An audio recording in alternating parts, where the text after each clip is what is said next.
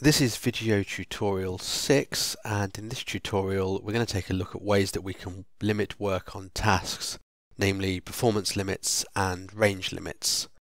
We're starting with the file produced during tutorial 5, and the map is as produced in that tutorial, and the assets are the same as produced during tutorial 5.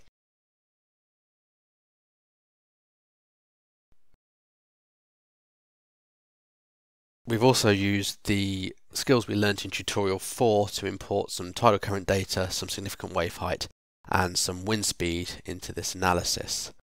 And on the task diagram we have still got mobilize import and demobilize import, but we've removed the work offshore task. We're now going to add two new tasks to the diagram and position these in between mobilize import and demob import. And we'll just set these tasks up using the pop-out window to have the construction vessel that we've defined and the offshore location that's on our map.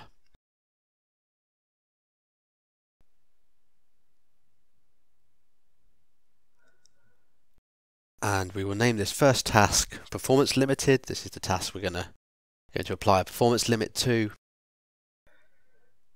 And we'll just repeat this process with the second new task that we've added, setting the construction vessel and the offshore location. And we will name this one range limited, and we'll apply range limits to this task in a moment. So let's set up our performance limited task. We'll just pop out the task window again. And we'll allow this task to be fully suspendable, and we'll set up some durations around that, so 18-hour task with a 6-hour startup. We'll set a resume time of 3 hours and a minimum working time of 8 hours, and we'll allow a pause of 1 hour before we suspend the work. These durations are fully explained in video tutorial 2, and you can take a look there if you want further explanation.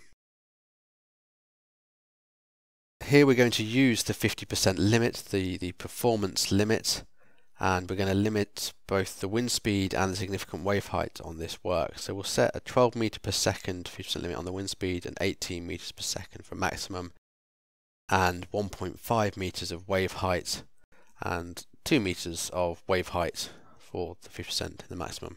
We'll leave the tidal current unchanged at a value of 10, so effectively unlimited. This 50% limit is the value up to which we work at 100% efficiency, so up to a wind speed of 12 or a wave height of 1.5 we can work at 100% efficiency. Between the 50% limit and the maximum limit, the working efficiency drops to 50%, so we complete work at a slower rate, and when the maximum limit is exceeded, work is suspended or work is delayed until a suitable window is obtained.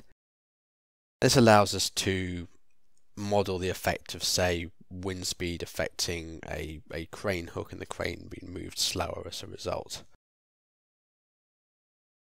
We'll now set up our range limited task, and we're going to have this one as not suspendable, so we'll leave that drop down as it is, and we'll give this a length of half an hour, and we're going to tidally limit this task.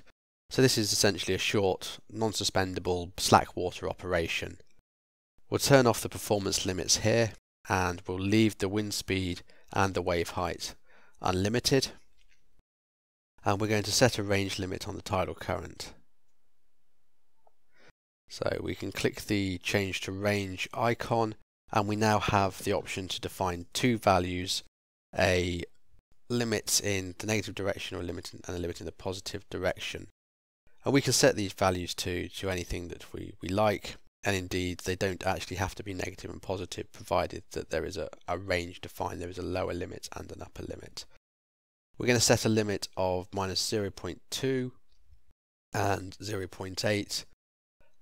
So if the tidal current is more negative than 0.2 or is greater than 0.8, we can't work. If it is within that range, that's an acceptable current for us to work in. And we can see on the right hand side that the sliders update and shows information in that we have two arrows that we can click and drag rather than the one that we have when we just define an independent limit.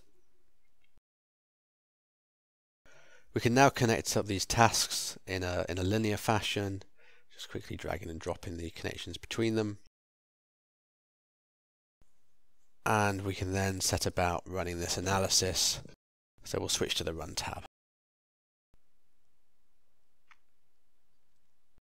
We've set the description and the output directory already. The other thing that we need to consider here is the time step length. This is set at 15 minutes as a default value, but because we're looking at tidal current data and accessing short slack water windows, we require an improved temporal resolution in this analysis, and we should change this time step length to be something shorter. The result of this time step length being shorter is that we can analyze the operations in more detail, but that the analysis process takes a little bit longer. Let's set the time step length at 3 minutes, and we can then run this analysis.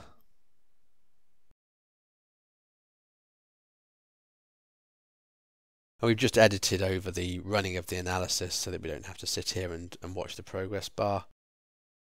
That run only takes a minute or so, and we can now load up the results that were generated. And we can take a look at the summary table, which is produced by default, and we can also have a look at the cost duration chart. And here we can see quite a large spread of results, and we can see that our results tend to form up in clusters. We can see 2 or 3 distinct clusters and an outlier at the top.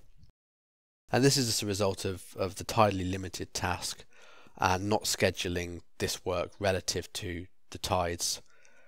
This optimization for running relative to tides is subject of a later tutorial, and we'll cover that in more detail. So that's the end of this tutorial, during which we've had a look at using performance limits and affecting the efficiency of work with those, and also looking at range limits and limiting tidal current velocities